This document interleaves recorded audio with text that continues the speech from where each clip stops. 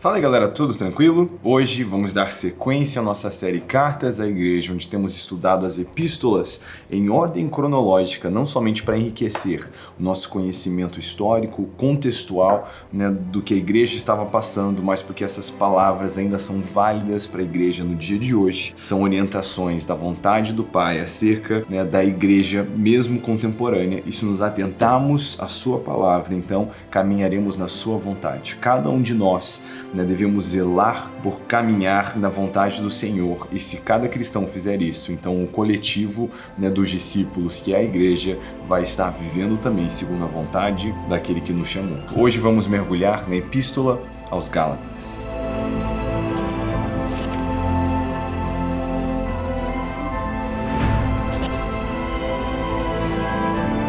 Então vamos lá, antes de falarmos sobre o conteúdo, vamos falar sobre o pretexto, contexto do que está acontecendo aqui historicamente. Paulo está escrevendo uma carta à igreja que ele já havia plantado, mas em sua ausência está passando por divergências teológicas. Nós falamos na introdução da série, na introdução de Tiago, como aos olhos desses primeiros cristãos, eles não faziam parte de uma nova religião. Na verdade, a primeira vez que eles foram chamados de cristãos foi na Antioquia, depois que a igreja estava lá por mais ou menos um ano, foi aí que começou a haver essa terminologia. Em Jerusalém, eles eram referidos como a seita do caminho, mas o ponto é, eles não enxergavam isso como uma nova religião, diferente, segregada do judaísmo. Pelo contrário, eles viam em Cristo o cumprimento do advento do Messias, o Messias prometido, e agora em seus ensinos, instrução para esse novo momento, para essa nova aliança. Então é importante a gente entender isso aqui, porque isso vai ser um tema, é o tema principal aqui em Gálatas, são essas discussões, porque o que acontece? Enquanto nós tínhamos os apóstolos muito concentrados no ministério aos judeus, às crianças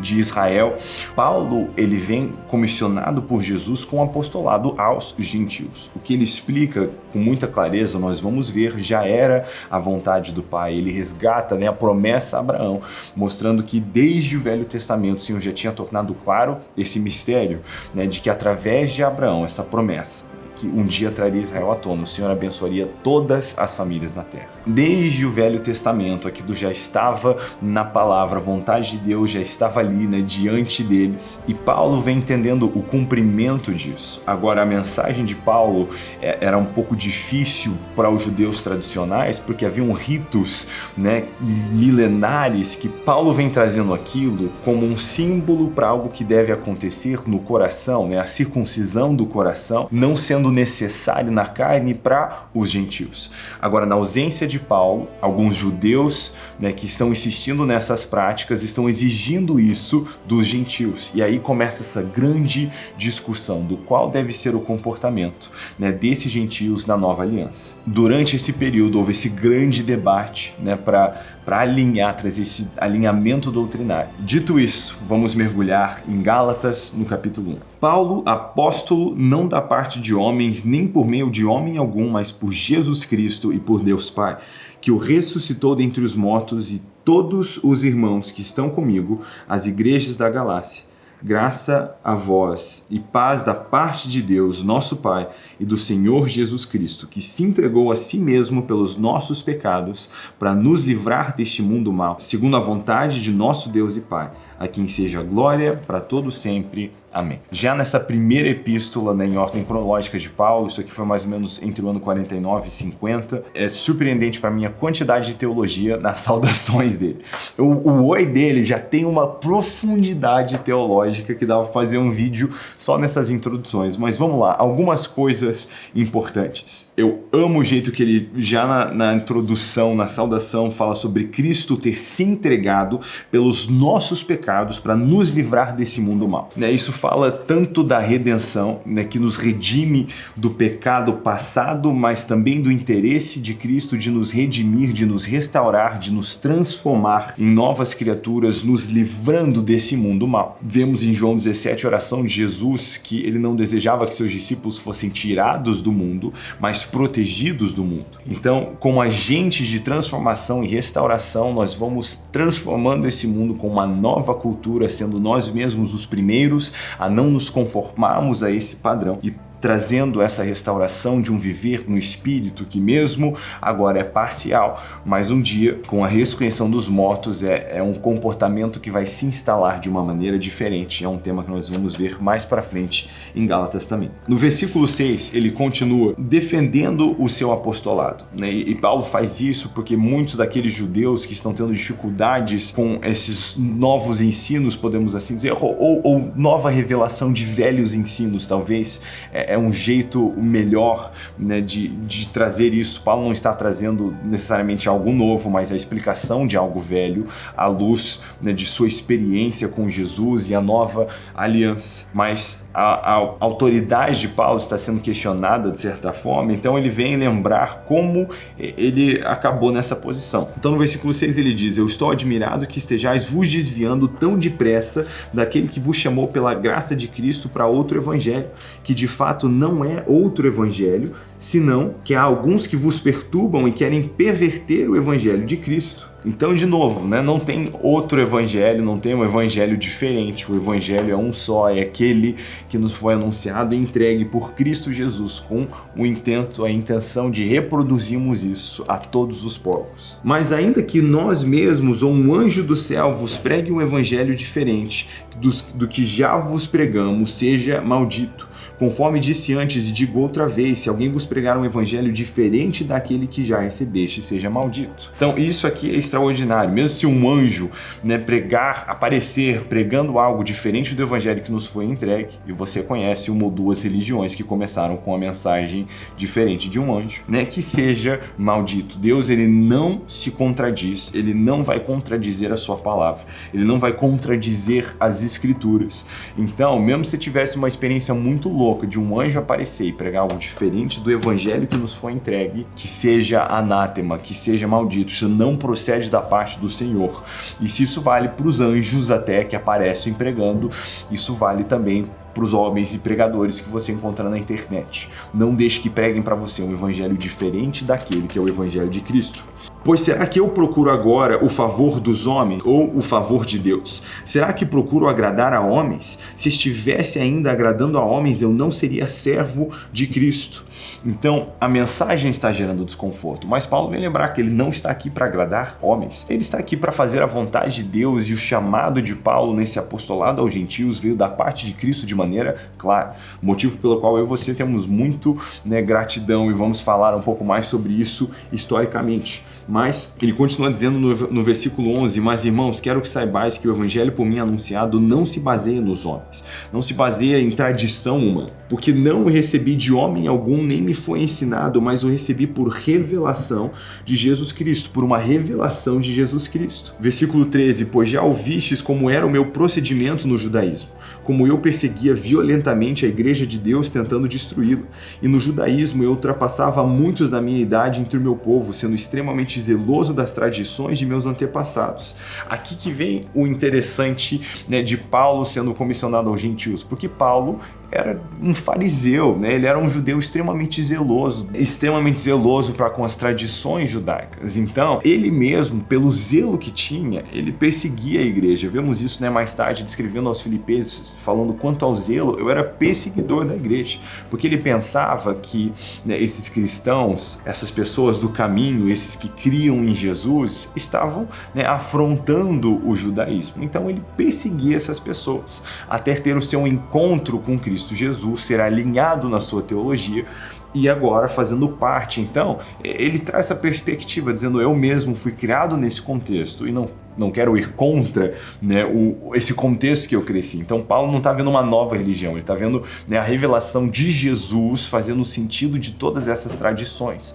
Né? As tradições que Paulo praticava foram ressignificadas em Jesus. E nós vemos muito o respaldo disso quando ele está escrevendo. No versículo 15: quando Deus, porém, que desde o ventre da minha mãe me separou e me chamou pela sua graça, se agradou em revelar seu Filho em mim, para que eu o pregasse entre os gentios, eu não consultei ninguém. Também não subi a Jerusalém para encontrar os que já eram apóstolos antes de mim, mas parti para a Arábia e voltei outra vez para Damasco. Depois de 3 anos, subi a Jerusalém para conhecer Cefas. Cefas é Pedro, no caso. E passei 15 dias com ele.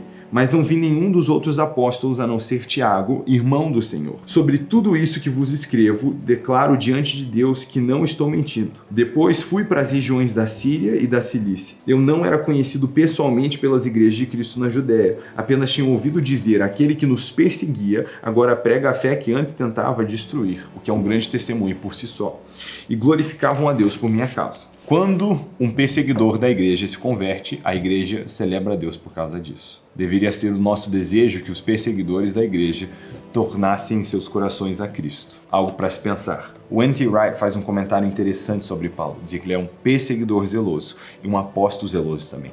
Então esse zelo de Paulo, ele se preserva, né, debaixo dessa nova revelação. São colunas antigas debaixo de uma nova luz, né, que foi Cristo. Isso para mim eu acho muito interessante, ver mesmo um camarada que está extremamente errado na maneira como ele busca agradar o Senhor, né, o Senhor não joga isso fora, ele redireciona a vida de Paulo. Né, o que vale lembrar que não dá para ficar parado, tem que estar fazendo alguma coisa. Até Paulo, que estava fazendo, né, o contrário do que ele devia, foi chamado pelo Senhor, mas você nunca vê alguém que não está fazendo nada sendo chamado pelo Senhor. Capítulo 2, ele continua dizendo que depois de 14 anos, ele subiu outra vez a Jerusalém com Barnabé, levando Tito também comigo. Subi por causa de uma revelação e expus a eles o evangelho que prego entre os gentios, mas em particular aos que pareciam se destacar, para que de algum modo não corresse ou não tivesse corrido inutilmente. Ele fala aqui de uma estratégia, né, de espalhar isso de um jeito sagaz, perspicaz e também de ter alinhamento entre as colunas da igreja. Mas nem mesmo Tito, que estava comigo, foi forçado a se circuncidar, embora fosse grego. Isso por causa dos falsos irmãos que haviam se intrometido e secretamente vieram espiar a liberdade que temos em Cristo Jesus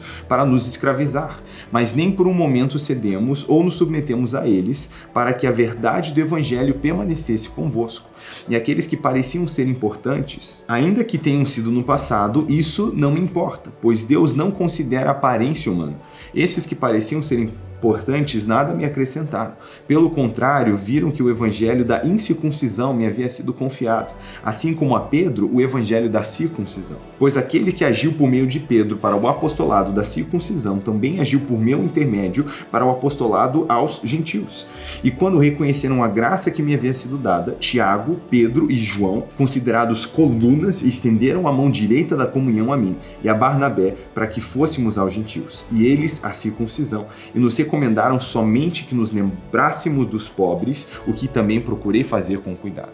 Então, esse aqui é o panorama, né, que Paulo monta, né, nos mostra acerca de seu apostolado. Quer dizer, ele vem, então, agora depois, né, de já mais de uma década pregando o evangelho, ele sobe a Jerusalém, ele tem esse encontro com Pedro, Tiago e João, né, apóstolos, colunas da igreja, e ele vem expor o que ele está pregando aos gentios. E eles estendem a mão direita da comunhão, dizendo: você faz parte desse corpo. Então eles reconhecem e validam o apostolado de Paulo à incircuncisão. Então esses apóstolos estavam focados para com a circuncisão, está falando com o mundo judeu. Eles ainda estavam pregando aos judeus. Esse era o foco, né? Era a ênfase do seu ministério. Mas eles reconhecem que a Paulo foi dada uma graça para essa pregação aos gentios.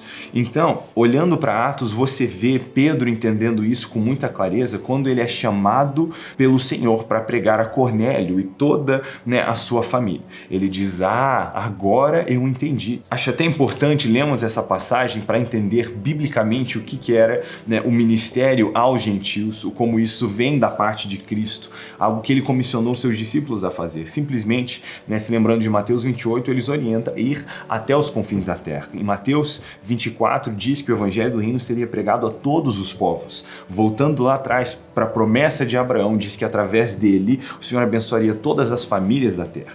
Então, o plano do Senhor sempre foi, através dos judeus, trazer a salvação a todos os povos. Nunca foi algo que era para ser exclusivo aos judeus. Eles têm essa parte importante de serem os primeiros, mas também os catalistas através do qual toda a terra teria acesso ao evangelho do reino de Cristo Jesus. Em Atos, no capítulo 10, nós temos essa, né, ocasião do centurião Cornélio. Havia um homem em Cesareia, cujo nome era Cornélio, centurião do regimento militar chamado Italiano. Então, esse cara é um gentil, ele é italiano, romano, né, não é um judeu. Esse homem era piedoso e temente a Deus com toda a sua casa, dava muitas esmolas ao povo e continuamente orava a Deus. Então, alguém que buscava o Senhor e fazia sua vontade. Aí, o que acontece nessa ocasião? Diz que enquanto ele estava orando por volta da hora 9ª do dia, viu claramente numa visão um anjo de Deus que se dirigia para ele, dizendo: Cornélio.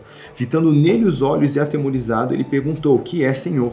O anjo lhes respondeu: Tuas orações e tuas esmolas têm subido como memorial diante de Deus. Então envia agora homens a Jope e mandem buscar Simão, também chamado Pedro. Ele está hospedado com um certo Simão, o curtidor de peles, cuja casa fica à beira-mar.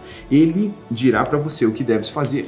Então, enquanto isso está acontecendo, Pedro tem uma visão no dia seguinte. O versículo 9 de Atos 10. No dia seguinte, quando estavam a caminho, já perto da cidade, Pedro subiu ao terraço para orar, por volta da hora 6ª, e sentindo fome quis comer, mas enquanto lhe preparavam a comida, sobreveio-lhe uma visão. Ele viu o céu aberto e um objeto descendo como se fosse um grande lençol baixado pelas 4 pontas sobre a terra. Nele havia todo tipo de quadrúpedes, animais que rastejam pela terra e aves do céu, e uma voz lhe disse: Levanta-te, Pedro, mata e come. Mas Pedro respondeu: De modo nenhum, Senhor, porque nunca comi algo profano ou impuro. Pela 2ª vez lhe falou a voz: Não chames de profano o que Deus purificou. Isso aconteceu 3 vezes e logo o objeto foi recolhido ao céu. Enquanto Pedro, perplexo, refletia sobre o que seria a visão que tivera, os homens enviados por Cornélio, tendo perguntado pela casa de Simão, pararam à porta. E chamando, perguntaram se ali estava hospedado Simão, também chamado Pedro. Pedro ainda estava meditando sobre a visão, quando o Espírito lhe disse: 2 homens te procuram. Levanta-te, desce e vai com eles, e não duvides de nada, porque eu os enviei a ti.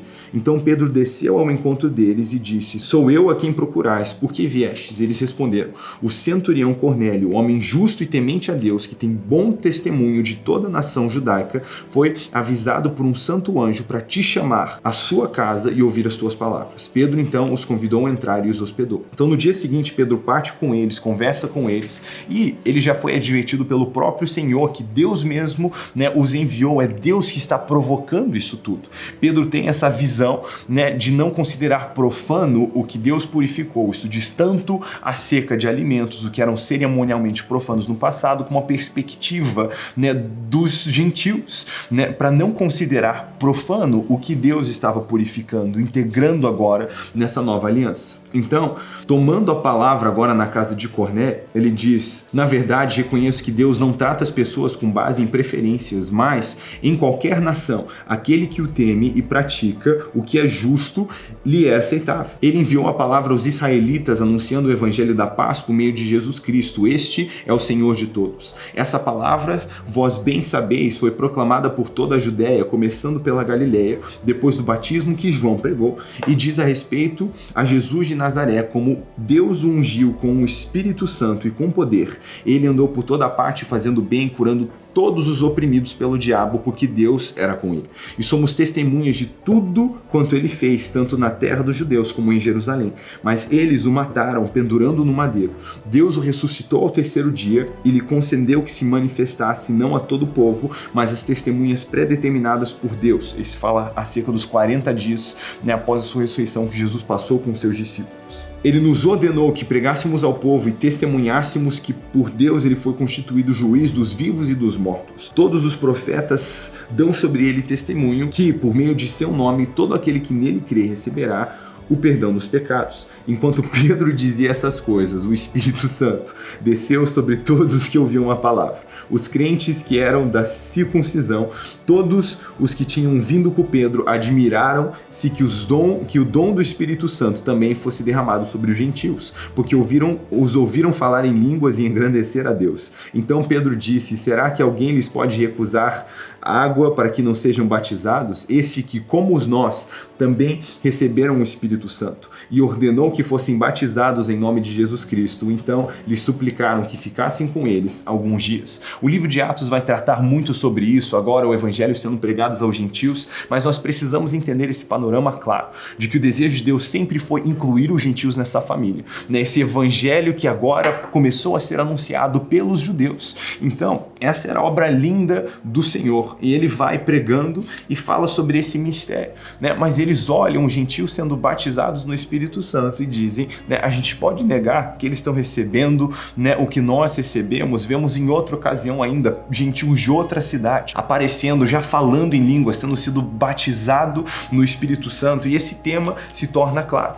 Então, é debaixo dessa ótica agora que Paulo vem trazendo esse ensino falando sobre isso, entendendo que Pedro, que teve essa experiência, que tinha esse entendimento, né, de certa forma um líder prominente ali, meio à frente à igreja, né, de Jerusalém, agora está estendendo a mão direita e falando, é isso aí, Paulo, Deus te abençoe, e reconhecendo o seu apostolado. E mais uma vez, lembrando Paulo que a igreja nunca deve se esquecer do pobre. Isso era, né, um pilar da igreja aos judeus no ministério da circuncisão, e agora Paulo, indo pregar a incircuncisão, é advertido, né, por Pedro, Tiago, João, que não se esqueça dos cuidados com os pobres nesse ministério aos gentios. Agora, em conclusão já, terminando o segundo capítulo, né, o que acontece? Diante do versículo 11. Quando, porém, Cefas chegou a Antioquia, eu o enfrentei abertamente, pois merecia ser repreendido. A bronca, né? Paulo repreendendo Pedro.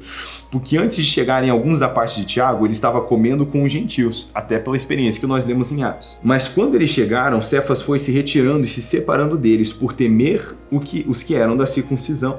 E os outros judeus também fizeram como ele, a ponto de que até Barnabé se deixar levar pela hipocrisia deles. Mas quando vi que não agiam corretamente, conforme a verdade do evangelho, disse a Cefas na frente de todos: se tu, sendo judeu, vives como os gentios e não como os judeus, por que obrigas os gentios a viver como os judeus? Nós, judeus, por natureza e não pecadores dentre os gentios, sabemos, contudo, que o homem não é justificado pelas obras da lei, mas pela fé em Jesus Cristo. Quer dizer, não é a circuncisão ou comer o que é cerimonialmente puro que vai trazer essa purificação, mas a fé em Cristo Jesus. Nós também temos crido em Cristo Jesus para sermos justificados pela fé em Cristo e não pelas obras da lei, pois ninguém será justificado pelas obras da lei. Mas se procurando ser justificados em Cristo, nós mesmos fomos encontrados pecadores, seria por acaso Cristo ministro do pecado? De modo nenhum. Ora, se reconstruo aquilo que destruí, demonstro que sou transgressor, pois, pela lei, eu morri para a lei, a fim de viver para Deus. Eu já estou crucificado com Cristo, portanto, não sou mais eu quem vive, mas é Cristo quem vive em mim. E essa vida que vivo agora no corpo, vivo pela fé no Filho de Deus que me amou e se entregou por mim. Assim, não cancelo a graça de Deus, pois se a justiça vem por meio da lei, então Cristo morreu inutilmente. Então, Paulo ele vem trazer esse alinhamento, né? É interessante a maneira como Deus levantou como esse catalista para provocar isso, porque Pedro, tendo tido essa experiência, agora começou a temer a opinião dos homens, né? E isso aqui está escrito, né, como algo que já aconteceu, que já foi resolvido de uma, né, repreensão que aconteceu na vida da igreja. E precisamos entender, repreensões vão fazer parte da vida da igreja. Quando alguém está tendo um comportamento que é antibíblico, essa pessoa deve ser repreendida. E quando essa pessoa ama a Deus, o desejo dela vai ser repreendido. Eu já falei e repito, se eu, né, estivesse errôneo no meu comportamento, eu ia desejar repreensão, né? Motivo pelo qual sou muito grato pela vida do meu pai e do meu sogro, que estão sempre me marcando de perto, puxando minha orelha quando necessário, e eu não seria tolo de não os dar ouvido. Então, essa repreensão é uma coisa boa, e na vivência de amor da igreja, isso vai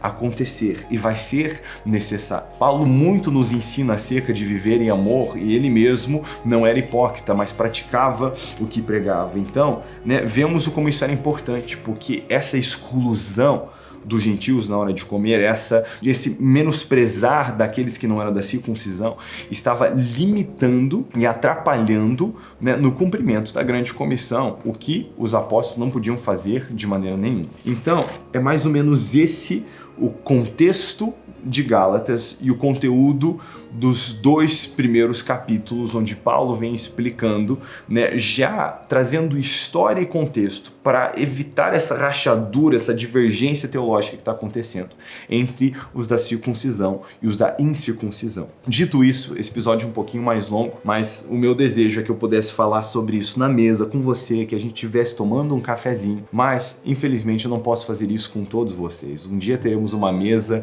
né, eterna quarentena e acho que vamos ter todo o tempo do mundo para fazer esse tipo de coisa, mas hoje, dadas as limitações, eu gostaria de pelo menos ouvir você nos comentários, quais são as suas impressões, né? Muitos de vocês também têm sempre comentários interessantes a trazer, então vamos conversar um pouquinho, qual foi a verdade que mais mexeu com você acerca desses 2 capítulos e qual é um jeito prático de viver isso na semana após semana. Deus te abençoe, nós nos vemos no próximo episódio.